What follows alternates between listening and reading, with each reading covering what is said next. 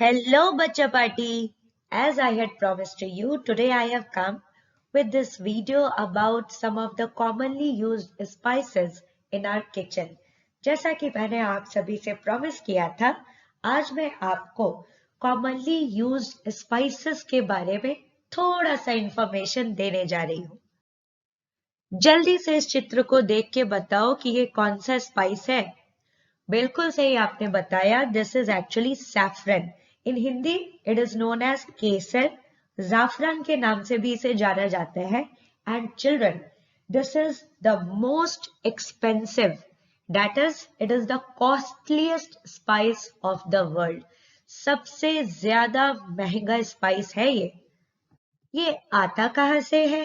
तो it comes from these flowers whose picture you are right now seeing on your screen.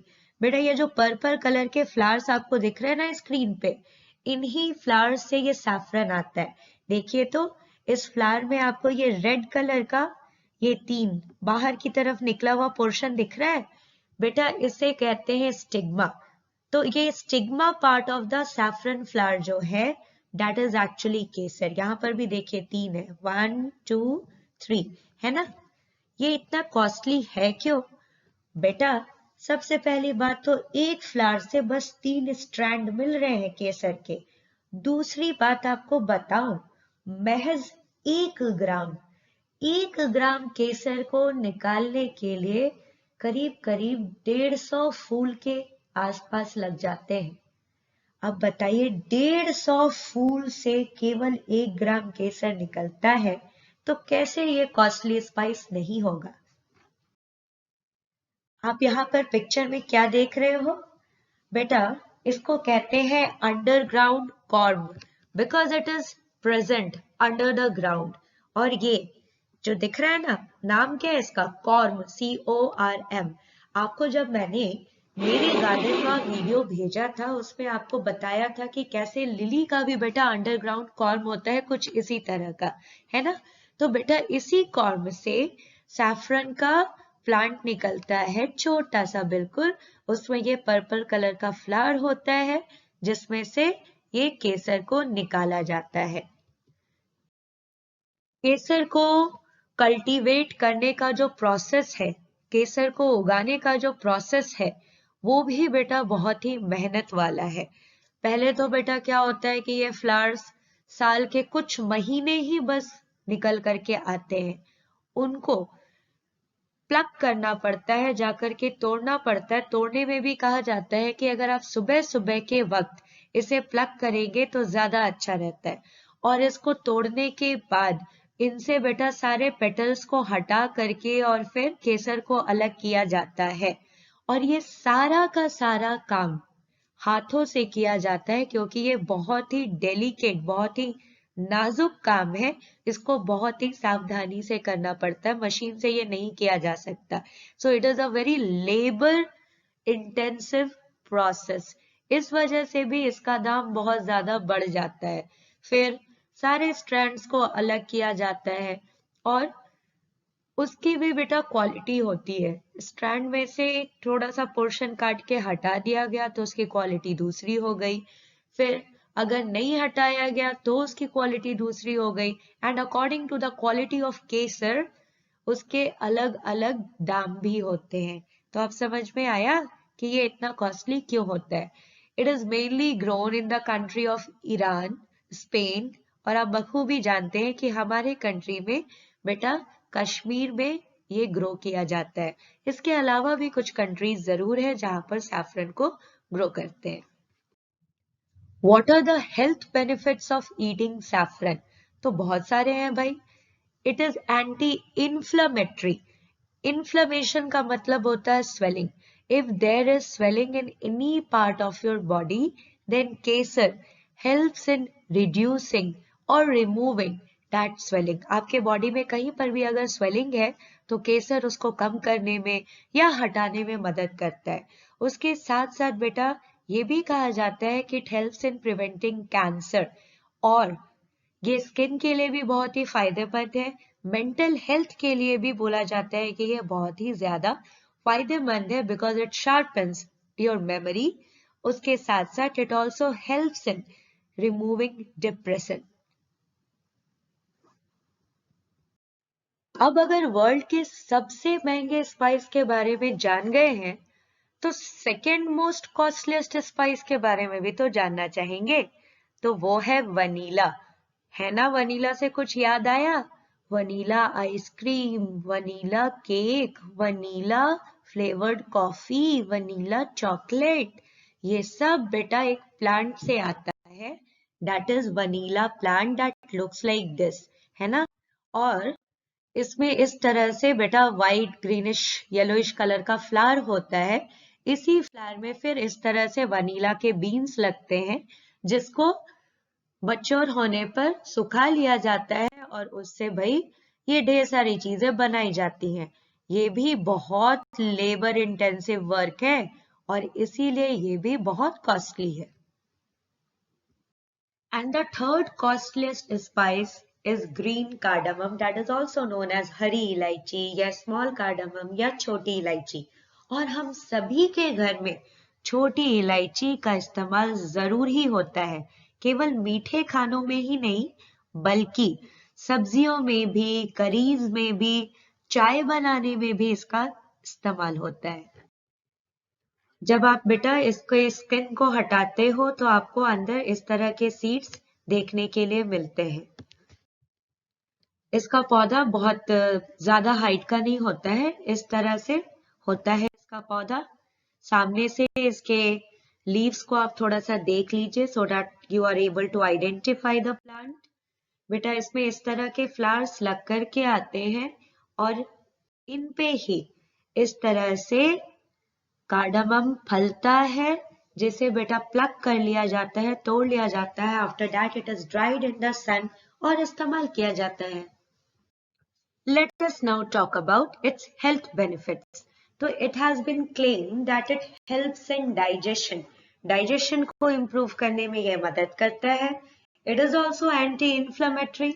It also helps in lowering high blood pressure.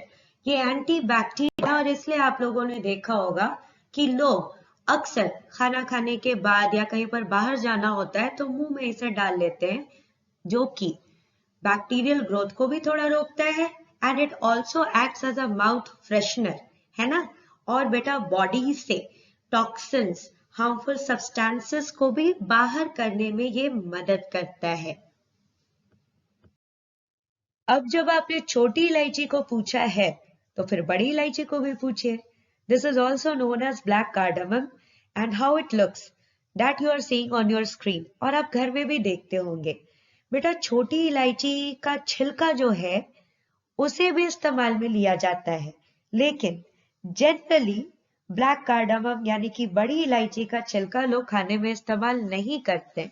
छिलका हटा करके अंदर का जो seed होता है उसे खाने में इस्तेमाल में लाया जाता है। ये भी डाइजेशन में हेल्प करता है, ये भी माउथ फ्रेशनर की तरह काम करता है, ये भी एंटीबैक्टीरियल है और ये बेटा सर्दी खांसी को दूर करने में भी मदद करता है।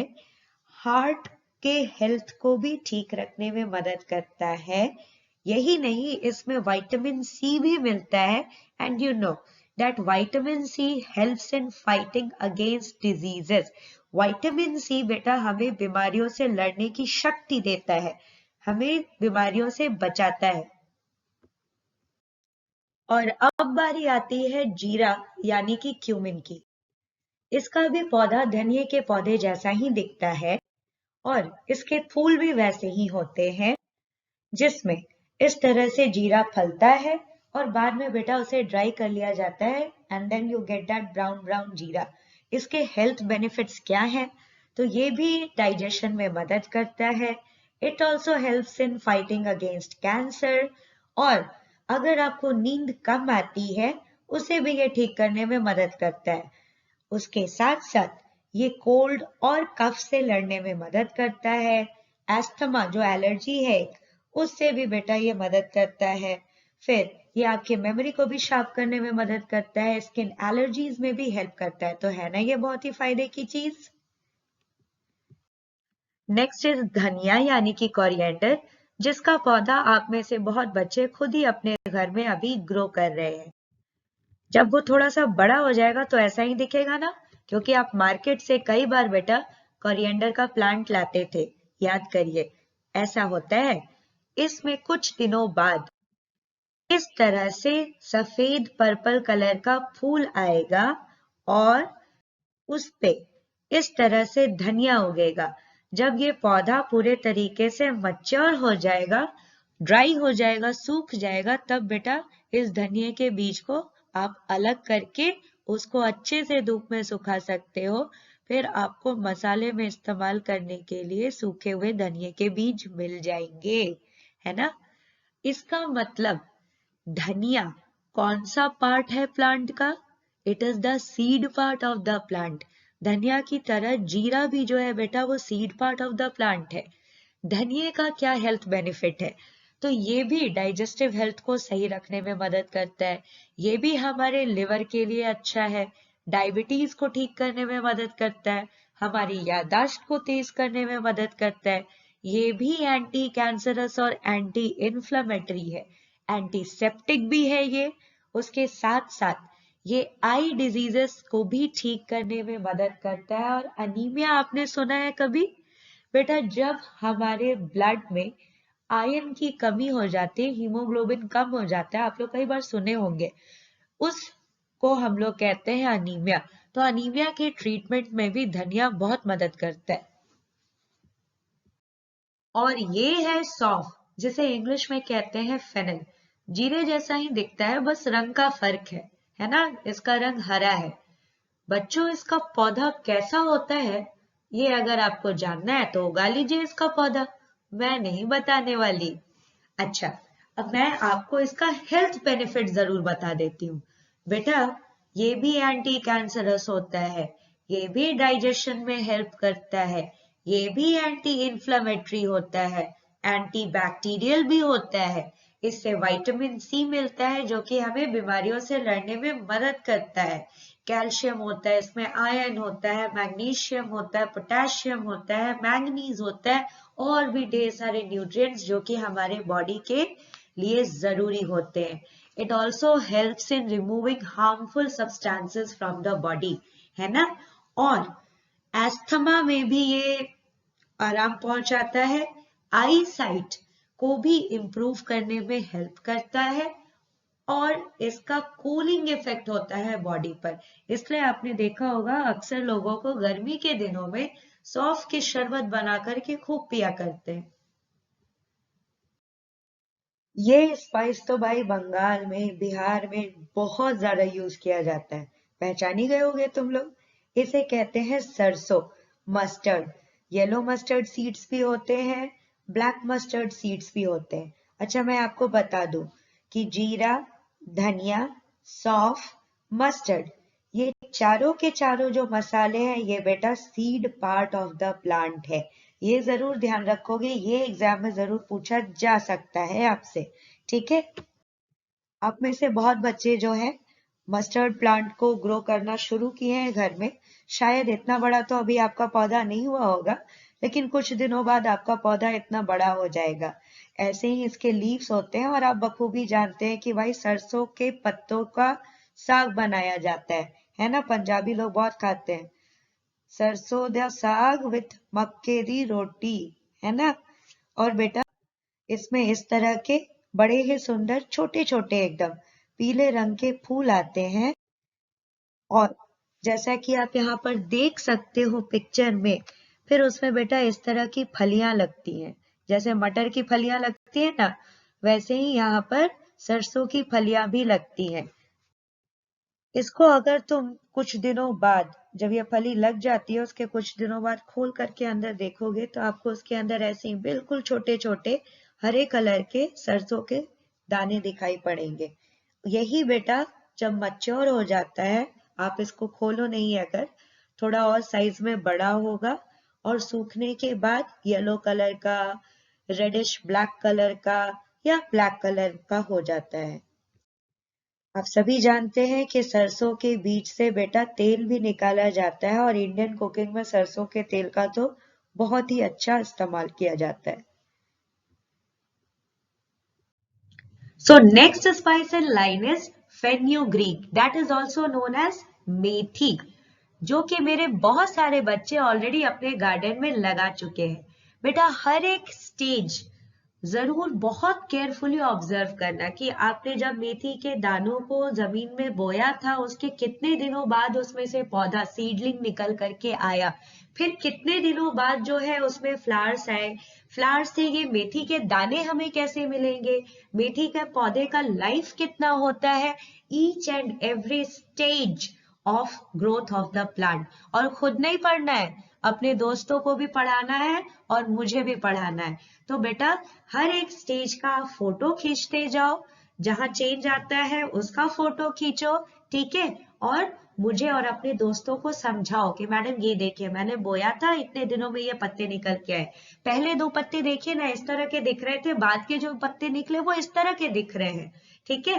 मैडम ये देखिए पत्ते को क्रश करते हैं तो इससे भी मेथी की खुशबू आती है, अरे इसके तो स्टेम से भी मेथी की खुशबू आ रही है, इस तरह की चीजें, ठीक है। चीजों को देखो, समझो, एक्सप्लोर करो और दूसरों को वो सारी बातें बताओ। बेटा अभी देख लीजिए स्क्रीन पर, मैं आपको दिखा देती हूँ, आपका पौधा बड़ा होने में हो सकता है थोड़ा सा टाइम लगाए।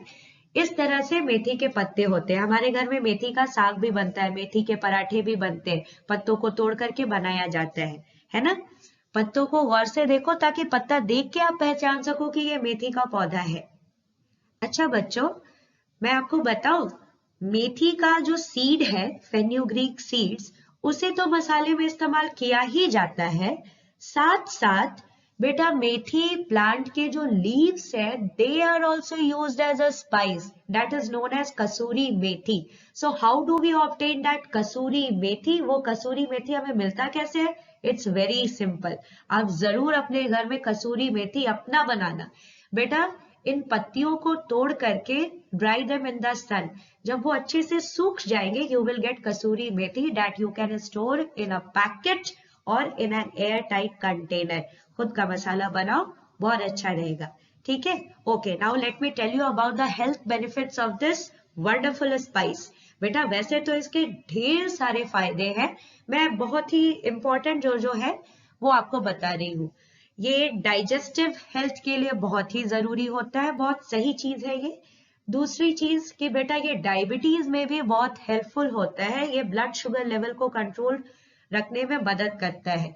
देन जो न्यू मदर्स होती हैं जिन्होंने अभी अभी बच्चे को जन्म दिया होता है कुछ ही समय पहले, ठीक है, उनके लिए भी बेटा ये बहुत ही हेल्दी होता है, ठीक है। इसलिए जितनी भी न्यू मदर्स होती हैं उनको मेथी के दाने डेली थोड़े से खिलाए भी जाते हैं।